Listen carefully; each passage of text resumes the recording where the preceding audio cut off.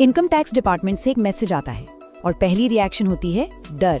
कई लोगों को लगता है कि उनके टैक्स रिटर्न में कोई बहुत बड़ी गड़बड़ हो गई है, लेकिन असल में income tax notice tax system के नॉर्मल कामकाज का ही हिस्सा है।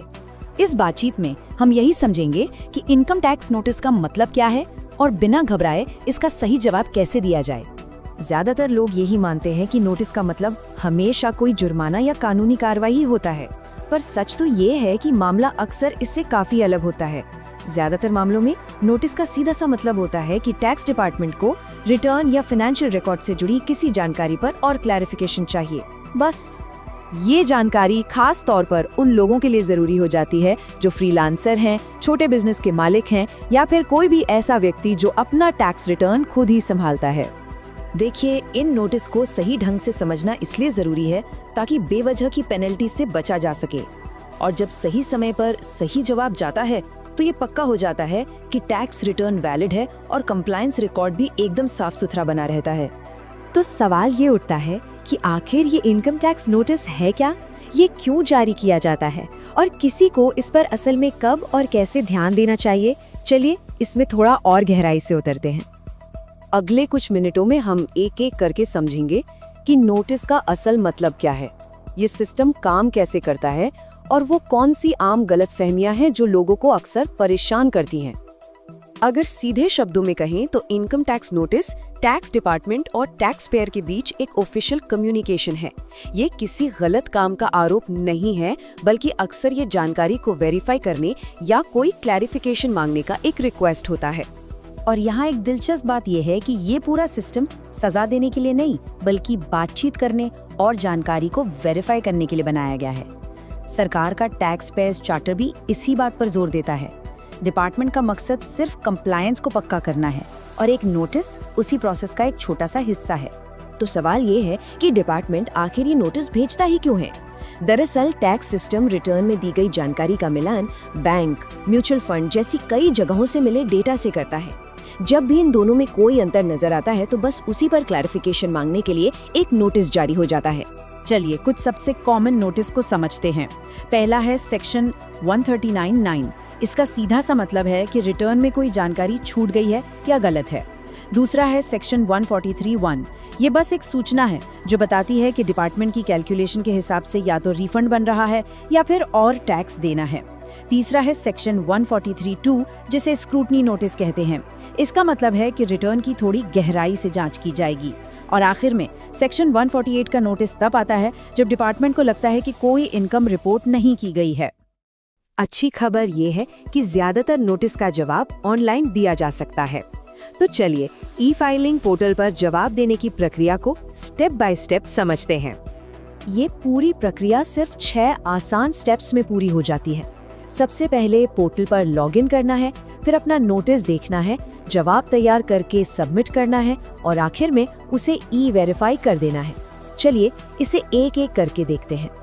तो प्रोसेस शुरू करने के लिए सबसे पहले अपनी यूजर आईडी और पासवर्ड से income tax e filing portal पर लॉगिन करें। लॉगिन करने के बाद डैशबोर्ड पर पेंडिंग एक्शंस टैब दिखेगा। यहाँ क्लिक करें और ड्रॉप डाउन मेन्यू से ई प्रोसीडिंग्स को चुन लें।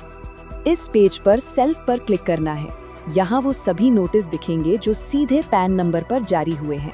हर नोटिस के साथ उसका असेसमेंट ईयर और करंट स्टेटस जैसी जरूरी जानकारी भी यहीं पर मिल जाएगी। जब जवाब देने के लिए आगे बढ़ेंगे तो पोर्टल आपको बताएगा कि नोटिस क्यों भेजा गया है और क्या सही करने की जरूरत है। बस दिए गए ऑप्शंस में से चुनना है और अगर जरूरत पड़े तो सपोर्टिंग डॉक्यूमेंट्स अपलोड करने हैं। और अब आता है आखिरी स्टेप। जवाब देने के बाद डिक्लेरेशन को एक्सेप्ट करें और प्रोसीड टू ई वेरीफाई पर क्लिक कर दें। सबमिशन सफल होने पर स्क्रीन पर एक ट्रांजैक्शन आईडी मिलेगी। इस आईडी को भविष्य के लिए संभाल कर रखना बहुत जरूरी है। लेकिन रुकिए, ऑनलाइन जवाब देने से पहले एक बहुत ही जरूरी कदम है जिसे ज्यादातर लोग अनदेखा कर देते हैं और ये गलती भारी पड़ सकती है। किसी भी नोटिस पर एक्शन लेने से पहले ये हमेशा कंफर्म कर लें कि वो असली है। धोखाधड़ी वाले नोटिस से बचने के लिए ये एक बहुत ही जरूरी कदम है। यहीं पर डॉक्यूमेंट आइडेंटिफिकेशन नंबर यानी डिन काम आता है। ये इनकम टैक्स डिपार्टमेंट द्वारा जारी हर ऑफिशियल लेटर पर एक यूनिक कंप्यूटर जेनरेटेड नंबर होता है। अगर किसी नोटिस पर वैलिड दिन नहीं है तो उसे कानूनी तौर पर अमान्य यानी इनवैलिड माना जाता है। किसी भी नोटिस की असलियत जांचना बहुत आसान है। बस ई फाइलिंग पोर्टल के होम पेज पर जाएं, वहां क्विक लिंक्स सेक्शन में ऑथेंटिकेट नोटिस पर क्लिक करें और नोटिस पर दिया गया डीन डालकर उसे वेरीफाई कर लें। पोर्टल तुरंत बता देगा कि नोटिस असली है या नकली। चलिए अब कुछ आम सवालों पर एक नजर डालते हैं जो अक्सर लोगों के मन में होते हैं। एक आम सवाल जो लोग पूछते हैं, अगर जवाब न दें तो क्या होगा? देखिए, ऐसा करने पर रिटर्न इनवैलिड माना जा सकता है और पेनल्टी भी लग सकती है। दूसरा सवाल, जवाब देने के लिए कितना समय मिलता है? ये टाइमलाइन नोटिस में ही लिखी होती है, जो आमतौर पर 15 से 30 दिन की होती है। और आखिर में याद रखें कि नोटिस का मतलब हमेशा ये नहीं होता कि कोई गलती हुई है। ये अक्सर सिर्फ रूटीन वेरिफिकेशन के लिए होता है। तो इस पूरी जानकारी से क्या सीखना चाहिए? चलिए मुख्य बातों को एक बार फिर से देख लेते हैं। आखिर में टैक्स कंप्लायंस को एक तरफा बोझ समझने के बजाय इसे टैक्स डिपार्टमेंट और टैक्स पेयर के बीच एक पार्टनरशिप की तरह देखना बेहतर है। टैक्स पेयर चार्टर भी यही कहता है। डिपार्टमेंट निष्पक्ष रहने के लिए कमिटेड है और बस समय पर और ईमानदारी से जवाब देने की उम्मीद की जाती है। तो सबसे जरूरी बात, घबराना नहीं है। नोटिस को ध्यान से पढ़ें, डिन का इस्तेमाल करके उसकी असलियत को वेरीफाई करें और ऑफिशियल पोर्टल से समय पर जवाब दें।